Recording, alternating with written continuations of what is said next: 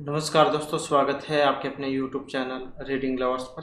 दोस्तों, आज की जो वीडियो इसमें हम करने वाले हैं आपके कॉम्पिटिटिव एग्जाम के लिए करंट अफेयर और इसके साथ ही यूजीसी नेट में जो पूर्व वर्षों में एग्जाम हुए थे उनके क्वेश्चन पेपर को। और ये जो क्वेश्चन है आपके यूजीसी नेट का जो एग्ज़ाम है, इसके अलावा अगर आप किसी अन्य भी कॉम्पिटिटिव एग्जाम की तैयारी कर रहे हैं तो उनके लिए भी यहाँ पर ये महत्वपूर्ण रहने वाले हैं। तो सबसे पहले हमारे जो यहाँ पर करंट अफेयर के जो महत्वपूर्ण क्वेश्चन ही आ जाते हैं, तो जिसमें हमारा यहाँ पर पहला क्वेश्चन रहेगा, दुनिया के सबसे ऊंचे रेलवे पुल पर भारतीय रेलवे ने पहला ट्रायल रन पूरा किया है, यह किस नदी पर है? तो दुनिया का सबसे ऊंचा रेलवे पुल भारतीय रेलवे ने पहला ट्रायल जो है इस पर पूरा किया है, तो ये झेलम, चिनाब, सिंधु या सतलुज, तो कौन सी नदी पर है? और यहाँ पर हमारा आंसर है ऑप्शन बी वाला, तो कौन यहाँ पर? चिनाब नदी। नेक्स्ट क्वेश्चन आ जाता है यहाँ पर, एक्सरसाइज रेड फ्लैग 2024 का जो दूसरा संस्करण यूएस में कहाँ आयोजित किया गया? एक्सरसाइज रेड फ्लैग 2024 का दूसरा संस्करण यूएस में Nellis air force base Nevada, Eielson air force base Alaska, Luke air force base Arizona या इनमें से कोई सा भी नहीं। तो एक्सरसाइज है रेड फ्लैग 2024, इसका दूसरा संस्करण जो यूएसए में आयोजित हुआ है तो ये एल्सन एयर फोर्स बेस अलास्का में हुआ है, जो यहाँ पर ऑप्शन बी में दिया गया है। इसके बाद आ जाता है नेक्स्ट क्वेश्चन हमारा, तो यहाँ पर जेमैक्स अभ्यास का कौन सा संस्करण साल 2024 में आयोजित किया जा रहा है? तो ये जो जेमैक्स जो है अभ्यास, इसका कौन सा संस्करण है जो अभी आयोजित किया जा रहा है? छठा, सातवां, आठवां या फिर नौवां? और ये 8वें नंबर का है, जो यहाँ पर ऑप्शन सी में दिया गया है। इसके बाद आ जाता है नेक्स्ट क्वेश्चन। क्वेश्चन रहेगा, दक्षिण अफ्रीकी संसद के द्वारा दक्षिण अफ्रीका के राष्ट्रपति के रूप में पुनः निर्वाचित किया गया है, तो दोबारा से यहाँ पर निर्वाचित हुए हैं Julius Malema, Jacob Zuma, Cyril Ramaphosa या थाबो मबेकी। तो दक्षिण अफ्रीका के राष्ट्रपति यहाँ पर दोबारा से निर्वाचित हुए हैं, तो इनका जो नाम है तो ये सिरिल रामफोसा है, जो यहाँ पर ऑप्शन सी में दिए गए हैं। नेक्स्ट क्वेश्चन आ जाता है, हाल ही में मध्य प्रदेश के मुख्यमंत्री डॉक्टर मोहन यादव ने किस सेवा का उद्घाटन किया है? तो मध्य प्रदेश के मुख्यमंत्री हैं डॉक्टर मोहन यादव, इन्होंने किस सेवा का उद्घाटन किया है? पीएम श्री पर्यटन हवाई सेवा, एमपी एक्सप्रेस ट्रेन सेवा, पीएम राज्य बस सेवा या एमपी रिवर क्रूज सेवा? तो मध्य प्रदेश के मुख्यमंत्री है डॉक्टर मोहन यादव, तो इन्होंने सेवा का उद्घाटन किया है और इसका नाम है पीएम श्री पर्यटन हवाई सेवा, जो यहाँ पर ऑप्शन ए में दी गई है। इसके बाद आ जाता है नेक्स्ट क्वेश्चन। क्वेश्चन आ जाता है, गांधी सागर वन्यजीव अभयारण्य हाल ही में चर्चा में रहा था, तो ये किस राज्य में है? गांधी सागर वन्यजीव अभयारण्य, तो ये राजस्थान, मध्य प्रदेश, पंजाब या फिर बिहार, तो कहाँ पर है ये? और यहाँ पर है हमारा ऑप्शन बी, तो मध्य प्रदेश में। नेक्स्ट क्वेश्चन आ जाता है, बिनसर वन्यजीव अभयारण्य में जंगल की आग को नियंत्रित करने के लिए M117 हेलीकॉप्टर किसने तैनात किया था? तो अभी जो हाल ही में जो ये बिनसर जो वन्यजीव अभयारण्य उसमें जो आग लग गई थी, तो उसको नियंत्रित करने के लिए M117 जो है MI-17 हेलीकॉप्टर ये तैनात किया था, तो एनडीआरएफ, भारतीय सेना, नौसेना या वायुसेना में। तो आग बुझाने के लिए जो यहाँ पर ये जो इसको तैनात जो किया गया था, तो भारतीय जो वायुसेना है, जो यहाँ पर ऑप्शन बी में दी गई है। इसके बाद आ जाता है, किस भारतीय ग्रैंड मास्टर ने कैंडिडेट शतरंज टूर्नामेंट का टाइटल हाल ही में जीता है? तो भारतीय ग्रैंड मास्टर है, कैंडिडेट ने शतरंज टूर्नामेंट का हाल ही में टाइटल जीता है, तो ये आर प्रज्ञानंद है, डी गुकेश, विदित गुजराती या हरिकृष्णा पेंटाला है। अब इनमें देखें तो हमारा जो यहाँ पर आंसर है ऑप्शन बी वाला रहेगा, तो कौन से हैं? डी गुकेश, जिन्होंने भारतीय ग्रैंड मास्टर के कैंडिडेट शतरंज टूर्नामेंट का जो टाइटल जो है हाल ही में जीता है। इसके बाद आ जाता है अगला क्वेश्चन हमारा, पीएम नरेंद्र मोदी ने भगवान महावीर निर्वाण महोत्सव का उद्घाटन किया है वाराणसी, पटना, नई दिल्ली या अहमदाबाद में? तो पीएम नरेंद्र मोदी ने भगवान महावीर निर्वाण महोत्सव का उद्घाटन कहाँ पर किया है? तो भगवान महावीर निर्वाण महोत्सव का जो उद्घाटन है ये नई दिल्ली में किया गया है, तो ऑप्शन जो हमारा हो जाएगा सी। नेक्स्ट क्वेश्चन है हमारा, भारतीय नौसेना की पूर्वी नौसेना कमान पूर्वी लहर अभ्यास का संचालन किया गया, तो पूर्वी जो कमान है इसका मुख्यालय कहाँ पर है? चेन्नई, विशाखापट्टनम, कटक या कोची में? तो भारतीय नौसेना की जो पूर्वी नौसेना कमान है पूर्वी लहर अभ्यास, इसका संचालन पूर्वी कमान का जो मुख्यालय कहाँ पर है? चेन्नई, विशाखापट्टनम, कटक या कोची? तो ये विशाखापट्टनम में है। तो भारतीय नौसेना की पूर्वी नौसेना कमान पूर्वी लहर अभ्यास का संचालन किया गया और इसका मुख्यालय यहाँ पर पूछा गया है, तो मुख्यालय विशाखापट्टनम में है। तो ये कई बार अभ्यास भी आ जाते हैं, तो ये पूर्वी लहर अभ्यास है। इसके बाद है नेक्स्ट क्वेश्चन, हमारा क्वेश्चन आ जाता है भारतीय मिल्क ब्रांड नंदिनी आगामी T20 क्रिकेट विश्व कप में किन 2 टीमों का स्पॉन्सर बनी है। तो भारतीय मिल्क ब्रांड नंदिनी आगामी 2020 क्रिकेट विश्व कप में किन 2 टीमों का स्पॉन्सर बनी है। स्कॉटलैंड और इंग्लैंड का, Scotland, Ireland, Nepal, Sri Lanka, US और बांग्लादेश। तो ये जो यहाँ पर स्पॉन्सर जो बनी है स्कॉटलैंड और आयरलैंड का बनी है, जो यहाँ पर ऑप्शन बी में दिया गया है। इसके बाद आ जाता है अगला क्वेश्चन हमारा, राष्ट्रीय सुरक्षा गार्ड के प्रमुख के रूप में हाल ही में किन्हें नियुक्त किया गया है। राष्ट्रीय सुरक्षा गार्ड के प्रमुख के रूप में तो विजय कुमार सिंह है, अनिरुद्ध प्रसाद है, नलिन प्रभात है या मनोज कुमार शर्मा है। तो राष्ट्रीय सुरक्षा गार्ड के प्रमुख के रूप में जो हाल ही में यहाँ पर नियुक्त जो किया गया है, इनका नाम नलिन प्रभात है, जो यहाँ पर ऑप्शन सी में दिए गए हैं। तो राष्ट्रीय सुरक्षा गार्ड के प्रमुख के रूप में। नेक्स्ट क्वेश्चन आ जाता है, गुजरात की किस लोकसभा सीट से बीजेपी उम्मीदवार मुकेश दलाल का निर्विरोध जय चुना गया था। तो गुजरात की लोकसभा सीट से जो हाल ही में चुनाव किए हैं, तो बीजेपी उम्मीदवार हैं मुकेश दलाल, जिनको निर्विरोध चुन लिया गया है। तो ये सूरत, गांधीनगर, पूर्व अहमदाबाद या फिर राजकोट। तो इनको कहाँ से चुना गया है, और इनको चुना गया है सूरत से, जो यहाँ पर ऑप्शन ए में दिए गए हैं। इसके बाद आ जाता है नेक्स्ट क्वेश्चन, NFL के प्रसिद्ध क्वार्टरबैक खिलाड़ी रोमन गैब्रियल का निधन हो गया है। तो वे किस मूल के थे। तो NFL के प्रसिद्ध क्वार्टरबैक खिलाड़ी है रोमन गैब्रियल, जिनका हाल ही में निधन हो गया है। तो ये भारतीय, फिलिपीनी, चीनी या जापानी। तो ये फिलिपीनी थे, जो यहाँ पर ऑप्शन बी में दिए गए हैं। तो इस प्रकार से हमारे यहाँ पर करंट अफेयर जो है इसके महत्वपूर्ण क्वेश्चन थे। और इसके बाद हमारे जो UGC नेट में पूरा वर्ष में जो एग्जाम हुए थे उनके क्वेश्चन आ जाते हैं। तो यहाँ पर जो हमारे क्वेश्चन आ चुके हैं, तो यहाँ पर इनका अगर हम संबंध देखें तो महिला और राकेश का जो संबंध है ये इसकी बहन है, जो यहाँ पर ऑप्शन सी में दी गई है। इसके बाद है 2 संख्याओं का अनुपात है 2:5। यदि दोनों संख्याओं में 16 जोड़ा जाए तो उनका अनुपात 1:2 हो जाता है। तो संख्याएं जो यहाँ पर कौन सी है। तो अनुपात है 2:5, यदि दोनों में 16 जोड़ दिया जाए तो वह 1:2 हो जाती है। तो संख्याएं कौन सी है। अब जो यहाँ पर संख्याएं हैं जो ऑप्शन डी में दी गई है, तो 32 और 80।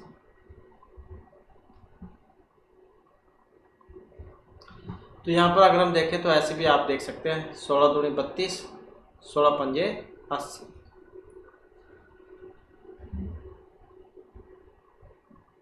इसके बाद है प्रज्ञा की श्रेष्ठता किसी एक विषय के बारे में उसकी एकाग्रता शक्ति पर उसी प्रकार निर्भर करती है जिस प्रकार कॉनकेव दर्पण उस पर पड़ने वाली सभी किरणों को एक बिंदु पर संग्रहित करता है। तो किस प्रकार का तर्क यहाँ पर निहित है, गणितीय, मनोवैज्ञानिक, सादृश्यात्मक या निगमनात्मक। प्रज्ञा की श्रेष्ठता किसी एक विषय के बारे में उसकी एकाग्रता शक्ति पर उसी प्रकार निर्भर करती है जिस प्रकार एक जो कॉनकेव जो लेंस होता है दर्पण उस पर पड़ने वाली सभी किरणों को एक बिंदु पर संग्रहित करता है।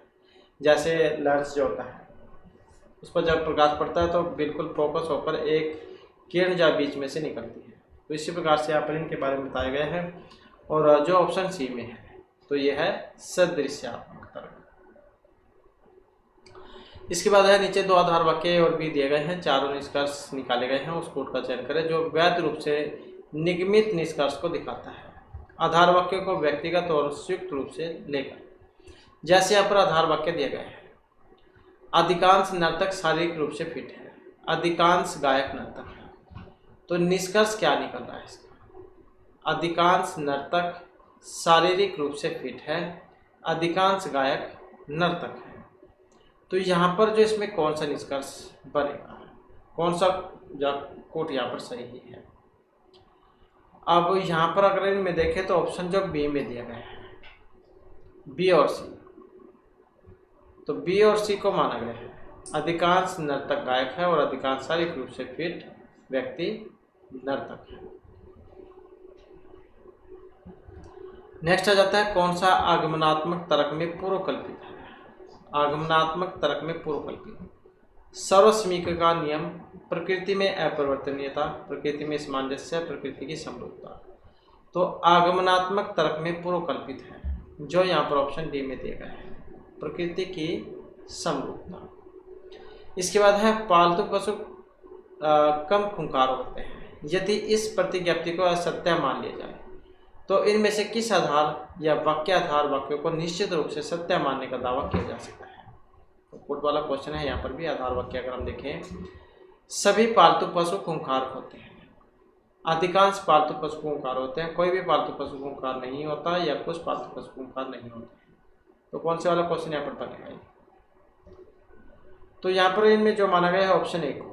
अब ए और बी जो यहाँ पर बन जाएंगे, सभी पालतू पशु खूंखार होते हैं और अधिकांश पालतू पशु खूंखार होते हैं, क्योंकि यहाँ पर था कि पालतू पशु कम खूंखार होते हैं। यदि इस प्रतिज्ञप्ति को हम असत्य मान लें, झूठा मान लें कि पालतू पशु कम खूंखार होते हैं, इसको हम असत्य मान लें, तो इसके आधार पर आपने रूट का चयन करना था। तो ए और बी जो इसमें माना गया है। इसके बाद आ जाता है नेक्स्ट हमारा। नेक्स्ट में निम्नलिखित में से कौन सा बयान चित्र विधि के संदर्भ में सही नहीं है? कि यह तर्कों को वैधता के परीक्षण की एक विधि है। यह एक चित्र में न्याय वाक्य के दोनों आधार वाक्यों को प्रदर्शित करती है। इसमें निरपेक्ष न्याय वाक्य के मानक रूप के दो आधार वाक्यों के लिए परस्पर व्याप्त दो वृत्तों की आवश्यकता होती है। इसका वर्गों के अलावा आधार वाक्यों को प्रदर्शित करने के लिए उपयोग किया जा सकता है। तो इनमें एक सही नहीं है। अब कौन से वाला सही नहीं है? तो यहाँ पर देखें तो जो ऑप्शन सी में दिया गया है, इसमें निरपेक्ष न्याय वाक्य के मानक रूप के दो आधार वाक्यों के लिए परस्पर व्याप्त दो वृत्तों की आवश्यकता होती है। तो यही जो यहाँ पर सही इसका नहीं है। इसके बाद आ जाता है 31 से 35 तक के क्वेश्चन है। यहाँ पर निम्न तालिका में किसी देश पी के लिए 5 वर्ष 2012 से 16 तक के चावल के उत्पादन, निर्यात और प्रति व्यक्ति भोग के बारे में आंकड़े सारंकित हैं। तो इस तालिका में दिए गए आंकड़ों के आधार पर प्रश्न संख्या 31 से 35 तक के उत्तर दीजिए। तो यहाँ पर चावल का वर्षवार उत्पादन, निर्यात, प्रति व्यक्ति उपभोग है, साथ में वर्ष है 2012 से 16 तक के, उत्पादन मिलियन किलोग्राम में है, निर्यात मिलियन किलोग्राम में और प्रति व्यक्ति उपभोग किलोग्राम में। जहाँ प्रति व्यक्ति उपभोग बराबर यह आएगा उपभोग मिलियन किलोग्राम में, और भाग है जनसंख्या मिलियन, और उपभोग मिलियन किलोग्राम में बराबर उत्पादन निर्यात। तो इस आधार पर अगर हम देखें तो किस वर्ष में पिछले वर्ष की तुलना में चावल के उपभोग में सर्वाधिक प्रतिशत की वृद्धि हुई थी? तो चावल की किस में हुई थी वृद्धि? तो इसमें आपने बताना है इनमें से किस में हुई थी चावल की वृद्धि। देख सकते हैं आप। तो चावल की वृद्धि यहाँ पर देखें तो जो ऑप्शन जो बी है 2014। तो अगर देखें तो 2014 इसमें सबसे ज़्यादा वृद्धि हुई है। इसके बाद है वर्ष 2014 में देश की जनसंख्या कितनी थी? तो वर्ष 2014 में देश की जनसंख्या, तो जनसंख्या देख सकते हैं आप यहाँ पर कितनी थी। तो यहाँ पर जनसंख्या है मिलियन में। अब यहाँ पर इसमें देखें तो कौन सा ऑप्शन सी वाला बनेगा इसका, 2.79। इसके बाद किस वर्ष की अवधि में निर्यात और उपभोग का अनुपात सबसे अधिक था? निर्यात का और उपभोग का अनुपात, तो इसमें देख सकते हैं आप कौन से में सबसे ज़्यादा है। तो यहाँ पर देख सकते हैं आप जो 2012 है, 2012 ये निर्यात और प्रति व्यक्ति उपभोग किलोग्राम में।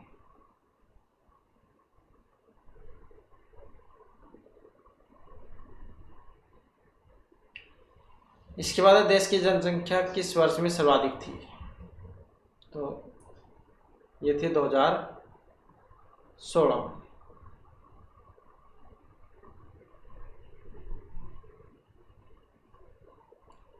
इसके बाद है वर्ष 2012 से 16 की अवधि में चावल का औसत उपभोग मिलियन किलोग्राम में कितना था? तो ये था 100.1। इसके बाद है आईसीटी शब्द के पद के बारे में कौन सा कथन यहाँ पर सही है। आईसीटी, आईसीटी के बारे में जो इनमें सही है कौन सा, जो यहाँ पर ऑप्शन बी में दिया गया है। अर्थात क्यों? आईसीटी के अंतर्गत वे परिणामी प्राविधिकी सम्मिलित है जिसके अंतर्गत श्रव्य, दृश्य, दूरभाष और कंप्यूटर समगणक नेटवर्क एक साथ समान केबलिंग प्रणाली के द्वारा संयोजित किए जाते हैं। इसके बाद एक नए लैपटॉप का निर्माण किया गया है, उसका भार कम है और अधिक लघु है तथा अपने पूर्ववर्ती मॉडल की तुलना में कम बिजली का उपयोग होता है। तो इसका बनाने में किस प्रौद्योगिकी का उपयोग किया गया है? यूनिवर्सल सीरियल बस यूएसबी का देते हैं जिसको, फास्टर रैंडम एक्सेस मेमोरी का, तो ये रैम जो है, ब्लू-रे डिस्क या सॉलिड स्टेट हार्ड ड्राइव का एचडीडी जो होती है या एचडीडी। तो यहाँ पर जो इनमें माना गया है ऑप्शन डी को। तो पहले जो आती थी हार्ड ड्राइव एचडीडी, तो अब तो जो स्टेट आती है सॉलिड स्टेट ड्राइव एचडीडी। तो इससे ज़्यादा कंप्यूटर की क्षमता ज़्यादा तेज हो जाती है। इसके बाद है निम्नलिखित ईमेल फील्ड्स में से स्वामी को संदेश मिलने पर वह कौन से ईमेल पते को जान सकेगा। तो ईमेल फील्ड्स में से स्वामी को संदेश मिलने पर कौन से ईमेल पते को जान सकेगा। अब इनमें देखें तो कौन सा है जो ऑप्शन बी में देगा है, ram@test.com या raj@test.com या ravi@test.com। तो जो ऑप्शन बी में है।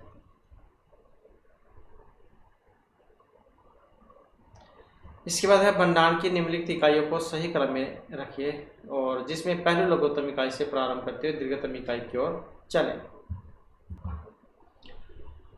तो पहले लघुत्तम इकाई से प्रारंभ करते हुए दीर्घतम, मतलब पहले छोटी फिर बड़ी।